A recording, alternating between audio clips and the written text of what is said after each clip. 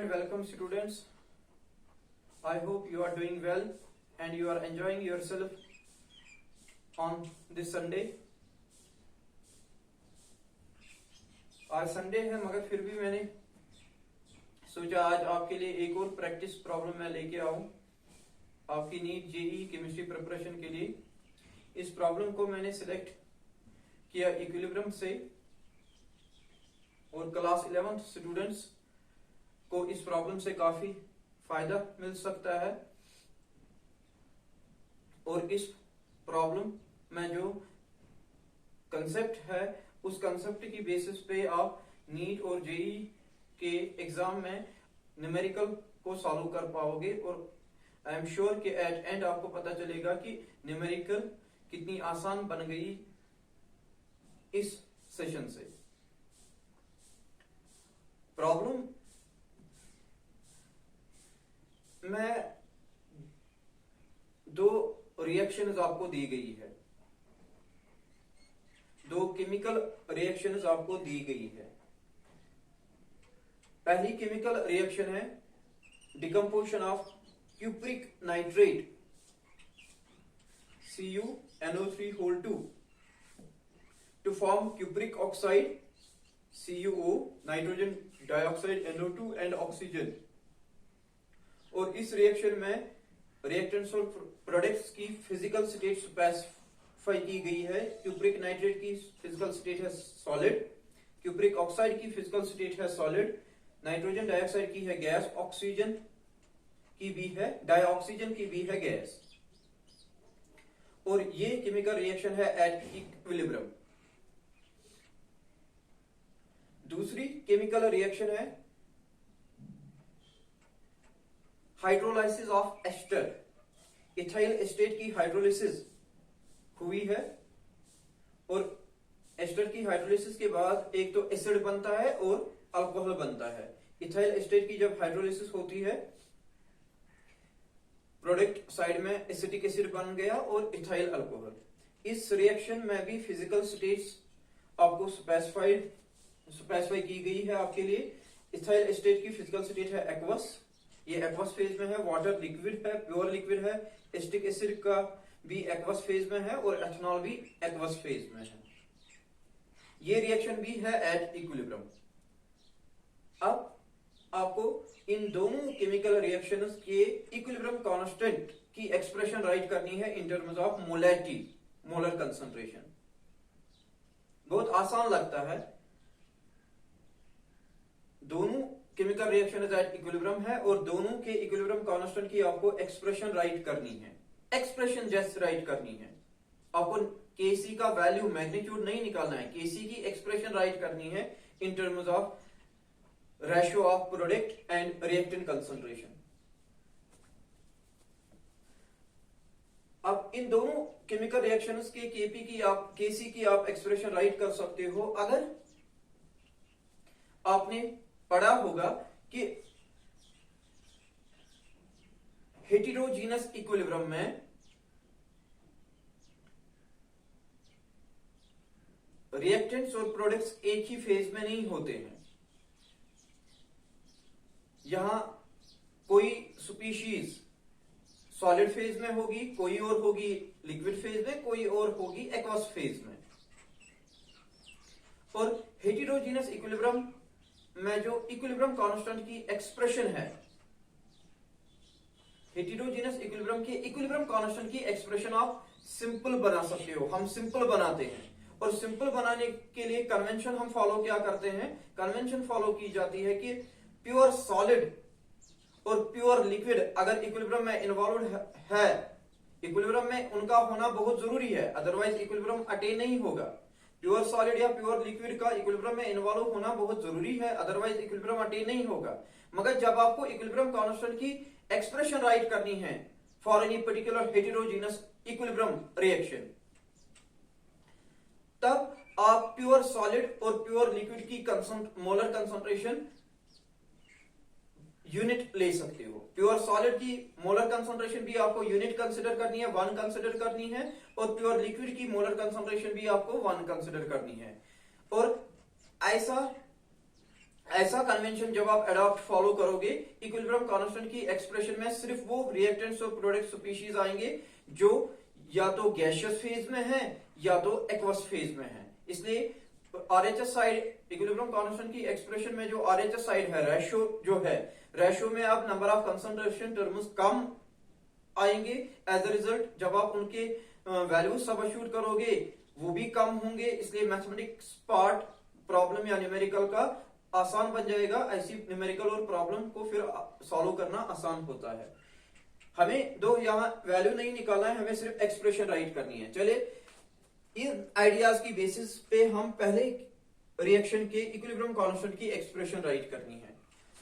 पहली रिएक्शन है cupric nitrate CuNO3 इसकी फिजिकल स्टेट है सॉलिड इन इक्विलिब्रियम विद, किसी भी इक्विलिब्रियम में ये जरूरी है, ये मैंडेटरी है कि आप स्पीशीज की फिजिकल स्टेट स्पेसिफाई करो, तभी आपको पता चलेगा ना कौन रखना है कौन नहीं रखना है। ट्वाइस क्यूप्रिक ऑक्साइड ये सॉलिड फेज में है, 4 times nitrogen dioxide gas phase और ऑक्सीजन गैस O2 गैस। ये सॉलिड ये गैस, इसलिए इसकी मोलर कंसंट्रेशन आपको यूनिट कंसिडर करनी है, इसकी मोलर कंसंट्रेशन भी आपको यूनिट कंसिडर करनी है। एक्सपेक्टेड क्या है? एक्सपेक्टेड है, आई एम श्योर कि मैक्सिमम स्टूडेंट्स आप में एक्सपेक्ट करोगे कि केसी की एक्सप्रेशन ये होनी चाहिए। क्यूप्रिक ऑक्साइड जो सॉलिड है, इसकी मोलर कंसंट्रेशन को रेज करना है पावर, जो इसका स्टोइकोमेट्रिक कोएफिशिएंट है इन बैलेंस्ड इक्वेशन वो है 2। Nitric oxide NO, nitrogen dioxide जो गैस है इस पे पावर आएगा 4। ऑक्सीजन गैस, इसकी मोलर कंसंट्रेशन पे पावर आएगा 1 क्योंकि इसका स्टोइकोमेट्रिक कोएफिशिएंट 1 है। रिएक्टेंट में आएगा cupric nitrate CuNO3 in solid phase, इसकी मोलर कंसंट्रेशन पे पावर आएगा 1 क्योंकि इसका यहां स्टोइकोमेट्रिक कोएफिशिएंट होगा 2 क्योंकि बैलेंस्ड केमिकल इक्वेशन आपको राइट करनी है। वहां अगर कॉपर 2 टाइम्स है, यहां भी कॉपर होना चाहिए 2 टाइम्स। नाइट्रोजन है 2 2 4 और नाइट्रोजन है 4। ऑक्सीजन है 3 2 6 6 2 12, प्रोडक्ट साइड में भी 12 होने चाहिए, 4 2 8 प्लस 2 10 10 प्लस 2 12। ये बैलेंस्ड केमिकल इक्वेशन है। क्योंकि क्यूप्रिक नाइट्रेट का स्टोइकोमेट्रिक कोएफिशिएंट है 2, इसलिए क्यूप्रिक नाइट्रेट का स्टोइकोमेट्रिक कोएफिशिएंट है 2, पावर भी 2 आएगा। यहां मैं करेक्शन करूंगा इसके लिए, इसका स्टोइकोमेट्रिक कोएफिशिएंट है 2। अब एक्चुअल एक्सप्रेशन क्या होगी इक्विलिब्रियम कांस्टेंट की? एक्चुअल एक्सप्रेशन आसान, इससे सिंपलीफाइड होगी, इससे सिंपल होगी क्योंकि जो सॉलिड या लिक्विड है वो एलिमिनेट हो जाएगा। क्यूप्रिक ऑक्साइड सॉलिड एलिमिनेट हो जाएगा क्योंकि इसकी कंसंट्रेशन आपको यूनिट कंसिडर करनी है। फिर इक्विलिब्रियम कांस्टेंट की एक्सप्रेशन में सिर्फ नाइट्रोजन डाइऑक्साइड रहेगा जो गैस है, रेज़ टू पावर 4। ऑक्सीजन की मोलर कंसंट्रेशन आपको दिखानी है क्योंकि गैस है, रेज़ टू पावर 1। और डिनोमिनेटर में क्यूप्रिक नाइट्रेट का फेज सॉलिड है, इसलिए इसकी कंसंट्रेशन भी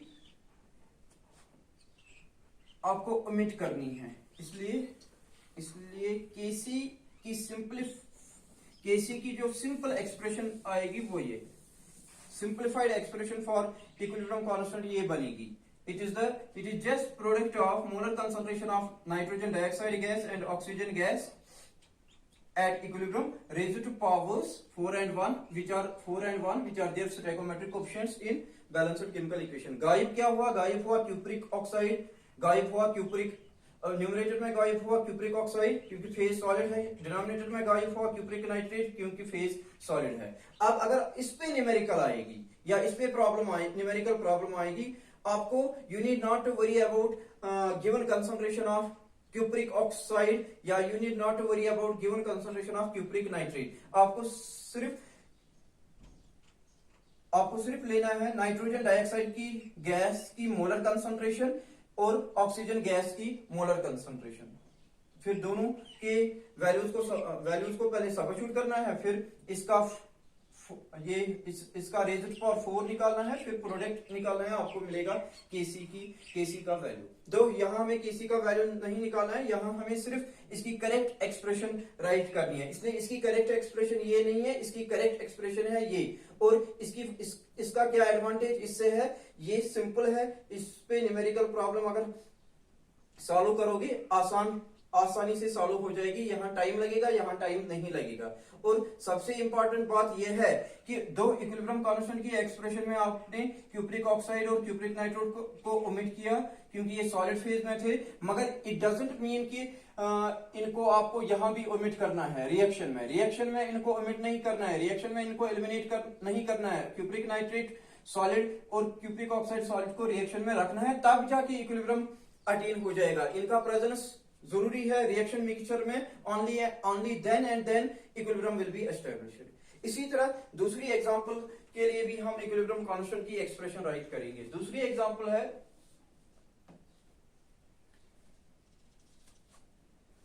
CH3 इथाइल एसीटेट. ये एस्टर है CH3CO C2H5. इसका एक्वस फेज है.